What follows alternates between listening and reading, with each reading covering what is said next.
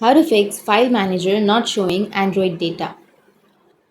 So if you want to fix File Manager not showing Android data, then first you need to simply go for your settings. Once you open your settings, you need to scroll down and go for apps. Under apps, you need to go for see all apps and search for File Manager and tap on the File Manager application, whichever you're using. And once you tap on it, here you need to go for storage and cache. And under that, you need to go for clear cache. And once you clear your cache, so only tap on clear cache, not on clear storage, because it will delete your permanent files. So simply tap on clear cache, and once you tap on clear cache, you need to go back and tap on permissions. Under permissions, you need to allow the permissions that are needed to access the data. So simply tap on allow, and once you allow the permissions, now go back and you need to remove that application and restart your device. Simply press and hold on to that power button, and here you will have restart option. Tap on restart and restart your device, and once you've restarted, your problem will be fixed.